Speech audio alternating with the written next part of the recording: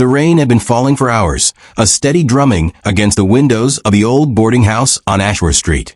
The building loomed over the small town like a relic from another age, its walls discolored by decades of damp, and its hallways echoing with the creaks of settling wood. To most people, it was just another forgotten structure in a forgotten corner of the city. But to Lena, a freelance writer looking for cheap rent and solitude, it was perfect, or so she thought. She moved in on a gray Monday morning, carrying only a suitcase, a typewriter, and the determination to finish her next novel. The landlady, Mrs. Hawthorne, was an elderly woman with pale eyes and a polite but distant smile. "You'll like it here," she said as she handed over the rusted keys. "The walls are thick. You won't hear a sound from the neighbors." Lena smiled back, unaware that the wall's silence would soon become her deepest fear. The first night. That night, after unpacking her few belongings, Lena sat at her desk near the window and began to type. The words came slowly, but she enjoyed the rhythm of the rain and the solitude. Around midnight, she paused to stretch and noticed something odd. The wallpaper near her bed, a faded floral pattern, seemed to ripple slightly, as if a breeze were passing beneath it. She stepped closer. The air felt still, heavy even. The wallpaper was still again. She laughed quietly at herself, blaming exhaustion and too much caffeine. But as she turned off the light and lay down, she heard a faint sound, not from above or below, but from within the walls. A low scraping, like fingernails dragging across plaster. "Rats," she muttered, trying to convince herself. Old buildings always have rats. Yet deep down, she knew that what she heard wasn't the quick scurrying of small feet. It was slower, deliberate, almost rhythmic. The next morning, by daylight, everything seemed normal. Mrs. Hawthorne greeted her in the hallway with her usual serene smile. "Did you sleep well?" Lena hesitated. "I think so. I might have heard something in the walls." The landlady's expression didn't change. "It's an old building, dear. The walls shift sometimes when it rains." "The walls shift," Lena repeated, half laughing. "Old foundations," Mrs. Hawthorne said. "They settle. You'll get used to it." Lena tried to dismiss the strangeness of the answer. She spent the day writing at a cafe, but she couldn't stop thinking about what the landlady had said. Walls don't move.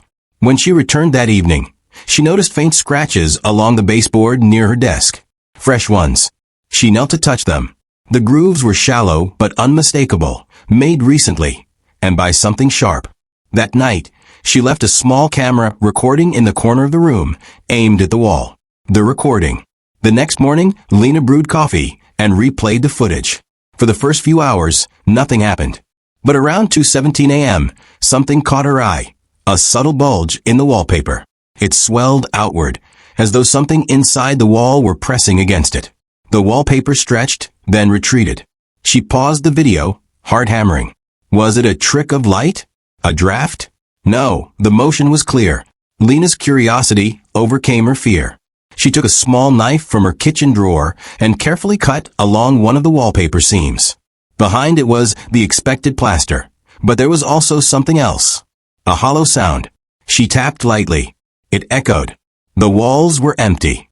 Or maybe not empty enough. That night, she couldn't sleep. Every sound, the creak of the floorboards, the groan of the pipes, made her flinch. Around 3 a.m., she felt a subtle vibration beneath her bed. The floor seemed to pulse, almost breathe. Then, she heard it again, the scraping, closer now, moving along the walls in a slow circle around the room. She held her breath as the sound stopped directly behind her headboard. The air turned icy. Then came a whisper, soft, hoarse, and almost pleading. "Let me out." Lena bolted upright. "Who's there?" Silence. The discovery. The next morning, she confronted Mrs. Hawthorne. "There's something in the walls." "I heard a voice." Mrs. Hawthorne's expression darkened for the first time. "You mustn't listen to it," she said quietly. "It lies." "What do you mean it lies?" Lena demanded. But the old woman only shook her head. "Don't peel the wallpaper. Don't listen when it speaks. It feeds on attention." Lena stared at her in disbelief.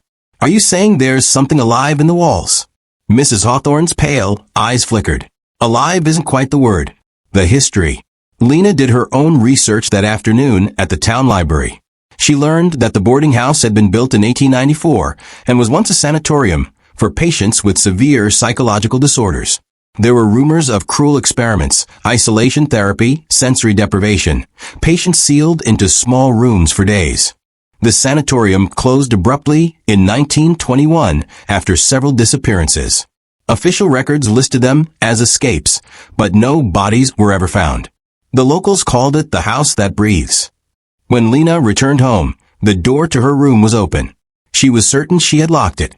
Inside, she found her notes scattered, her camera broken, and the wallpaper she had cut earlier mended perfectly, as though it had never been touched. Her heart pounded. Someone or something had been there. The descent. For the next few nights, Lena barely slept. The whispers became more frequent. Sometimes it was crying, sometimes laughter. And every night, the walls seemed to inch closer, the corners of the room subtly shifting. On the fifth night, she marked the floor with chalk, measuring the distance between the walls. The next morning, the marks were gone, and the room was smaller. Only by a few inches, but enough for her to notice. Panic began to seep in. She considered leaving, but when she tried to pack her suitcase, she found the zipper rusted shut. The door handle jammed. The window refused to open. The building didn't want her to leave. That night, she saw shadows moving beneath the wallpaper, shapes of hands, faces, mouths. The whispers grew louder, overlapping voices calling her name. Lena, help us. Lena, you hear us now. Her pulse raced. What do you want from me? She screamed. From behind the wall, a single voice answered, calm, deep, and ancient. To remember. The truth. The next day, Lena tore through the archives again and found something horrifying, a record of a Dr. Edmund Hawthorne, head of the old sanatorium. He had performed wall therapy, a cruel punishment in which patients were sealed within false walls to calm their madness. Dozens of them never came out. Mrs. Hawthorne, her landlady, was his granddaughter. Lena raced home, determined to confront her. But when she burst into the office, the place was empty. Only a portrait hung behind the counter. Dr. Edmund Hawthorne, staring sternly from within a gilded frame. The same pale eyes. The whispers began again, louder now, echoing through the entire building. The floor trembled, and the walls bulged and pulsed like veins filled with blood. Lena stumbled backward, clutching her head as the voices merged into one deafening chorus. Join us. The floor split open. The walls moved inward, folding like jaws. She screamed as they pressed closer, the wallpaper stretching and tearing to reveal glimpses of human faces beneath, eyes wide, mouths open in eternal terror. She tried to run, but the doorway had vanished. Only the breathing walls remained. The final night. Mrs. Hawthorne's voice came from nowhere and everywhere at once. You shouldn't have listened, my dear. The house wakes when it is remembered. Let me out. Lena cried. It's too late. You fed it with your attention, with your fear. The walls began to close completely, sealing her inside. The last thing she saw before the darkness consumed her was the wallpaper twisting into the shape of a face, her own. And then there was silence. Aftermath. Weeks later, a new tenant arrived, a young man named Caleb, carrying a camera and a dream of documenting haunted places. Mrs. Hawthorne greeted him warmly. You'll like it here, she said, handing him the key. The walls are thick. You won't hear a sound from the neighbors. As Caleb stepped inside, he noticed faint scratches along the baseboard near the desk. He smiled and unpacked his camera. That night, as he reviewed his footage, a faint whisper drifted through the room. Help me. He turned toward the wall. The wallpaper rippled once, just slightly, before settling still.